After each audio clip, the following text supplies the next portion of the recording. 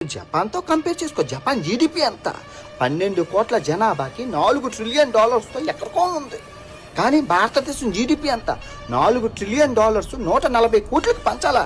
1945 Japan లో Hiroshima and నాగసాకిలో atom bomb వేసిన తర్వాత ఆటం బాంబ్ వేసిన అమెరికానే మళ్ళీ జపాన్ ని రీబిల్డ్ చేయడానికి 1947 లో న్యూ డెమోక్రటిక్ కాన్స్టిట్యూషన్ ని తీసుకొచ్చింది. ఎడ్యుకేషన్ అండ్ రిఫార్మ్స్ ని తీసుకొచ్చింది. ఫైనాన్షియల్ సపోర్ట్ ఇచ్చింది. టెక్నాలజికల్ సపోర్ట్ ఇచ్చింది. ఫ్యాక్టరీస్ అండ్ ఇండస్ట్రీస్ ని బిల్డ్ చేసుకోవడానికి హెల్ప్ చేసింది. ట్రేడ్ అండ్ ఎక్స్పోర్ట్స్ లో ఆపర్చునిటీస్ పెంచింది. యుఎస్ జపాన్ కి ప్రామిస్ చేసింది, మీ ప్రొటెక్షన్ మా బాధ్యత.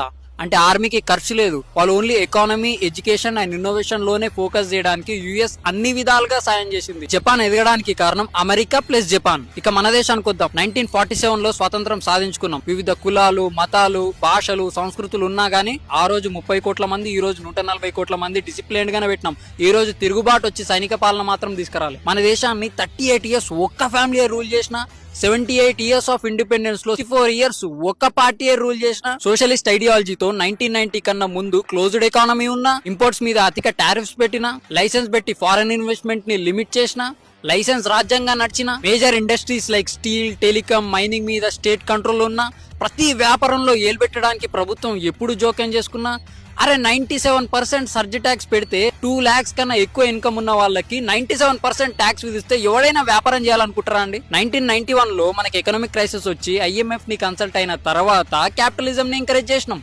తర్వాత ఫ్రీగా ల్యాండ్ ఇస్తాం, కరెంట్ ఇస్తాం, ట్యాక్స్ కూడా 10-15% కడితే చాలు అని క్యాపిటలిజం ని ఎంకరేజ్ చేసిన తర్వాత అప్పుడు ఎకానమీ బూమ్ అయింది. అంటే ఎకానమీకి ఇండిపెండెన్స్ ఎప్పుడు వచ్చింది? 1991 లో వచ్చింది. మనం ఆప్టిమిస్టిక్ గా ఉండి సంకల్ప బలంతో పనిచేయాలని లాస్ట్ డికేడ్ లో గవర్నమెంట్ 3 crores హౌసెస్ కన్స్ట్రక్ట్ చేసింది. అది ఆస్ట్రేలియా జనాభా కన్నా ఎక్కువ. 11 crores టాయిలెట్స్ ని కన్స్ట్రక్ట్ చేసింది. అది జర్మనీ జనాభా కన్నా ఎక్కువ. 24 crores 30 lakhs వాటర్ కనెక్షన్స్ ఇచ్చింది. అది నువ్వు ఉన్న బ్రెజిల్ జనాభా కన్నా ఎక్కువ. 54,000 kilometers రోడ్స్ ని కన్స్ట్రక్ట్ చేసింది.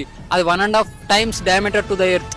And every year 10,000 kilometers roads ని కన్స్ట్రక్ట్ చేస్తుంది. World Economic Forum CEO and president Borge Brende, Indian economy doing incredibly well.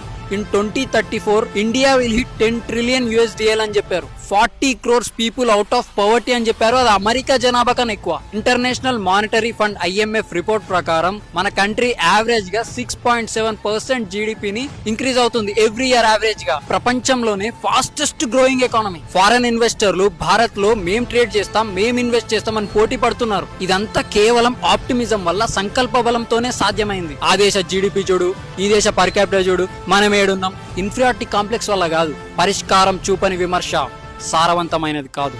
Bharat మాతాకి జై.